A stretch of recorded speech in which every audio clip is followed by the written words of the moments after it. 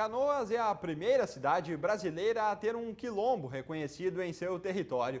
Na Semana da Consciência Negra, o município lembra que a inclusão no mercado de trabalho e o combate à violência contra a mulher negra ainda precisam ser superados.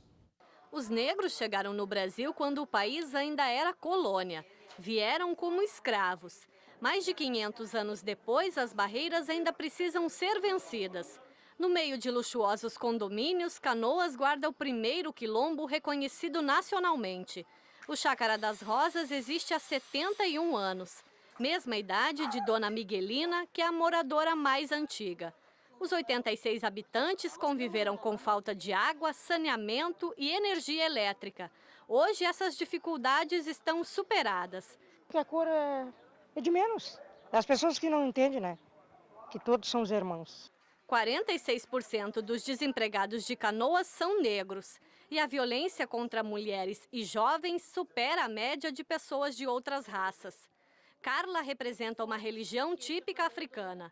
A mãe de santo revela nos orixás que cada um é dono do próprio destino e cabe a cada povo buscar a sua forma de independência. O trabalho, a saúde, a educação, essas fontes ainda carece ainda de muitas ações afirmativas. O Dia da Consciência Negra é celebrado desde a década de 60, no dia 20 de novembro, para marcar a data de morte de Zumbi dos Palmares, um dos principais líderes pela libertação do povo negro. O dia também é sinônimo de resistência do povo negro à escravidão e de relembrar debates sobre o preconceito e a inclusão no mercado de trabalho. É para isso que a semana dedicada à consciência negra quer chamar a atenção. Artesanatos, debates e livros que contam a história do povo mostram a influência em vários aspectos da cultura que existe hoje. O que falta mesmo é o negro se identificar contra o processo e vir e buscar esses espaços e ocupar esses espaços.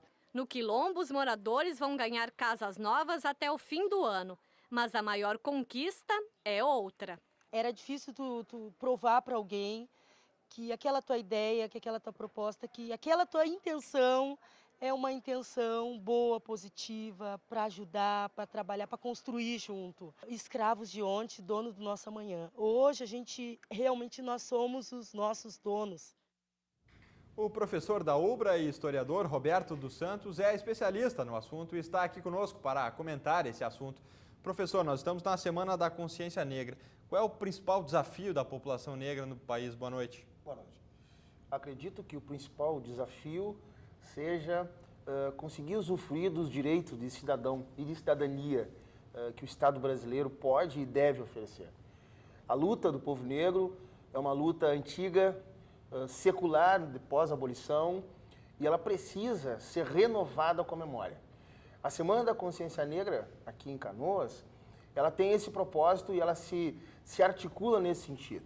No princípio de lembrar não apenas aos negros e à comunidade negra, mas toda a comunidade canoense, no sentido da importância dessa discussão e a lembrança permanente do porquê nós chegamos nessa situação e como nós podemos reverter a situação para o futuro. Nós vimos ali na reportagem, professor, que quase metade dos desempregados aqui de Canoas são negros. O senhor acredita que isso é resultado de quê? Esses dados que são retirados do IBGE, que são os dados oficiais, eles mostram o quanto nós precisamos ainda alterar essa situação.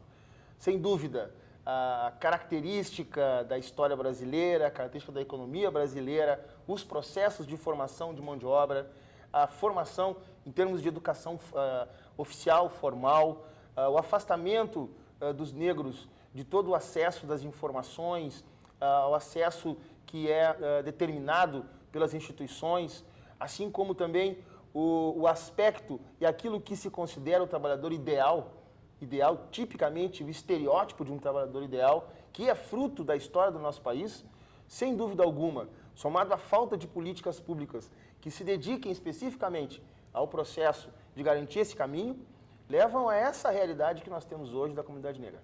O senhor acha que a mídia, a abordagem da mídia sobre o negro também mudou, professor? Antigamente era mais comum a gente ver até em novelas, em seriados, que piadas racistas, piadas contra negros, elas eram, digamos assim, mais aceitas. E isso tem diminuído. O senhor também notou isso, digamos assim?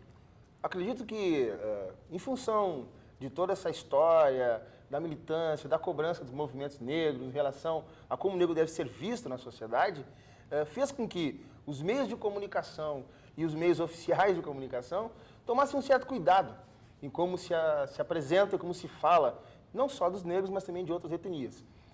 Sem dúvida alguma, o fato dos meios de comunicação tomarem esse cuidado não significa que essas piadas racistas, que esses pensamentos não funcionem, não existam ainda no cotidiano das pessoas. Tá certo, professor. Muito obrigado pela sua presença e até uma próxima oportunidade. Imagino. Muito obrigado. O Ubra Notícias fica por aqui. Nós voltamos amanhã às 7 da noite. Até lá!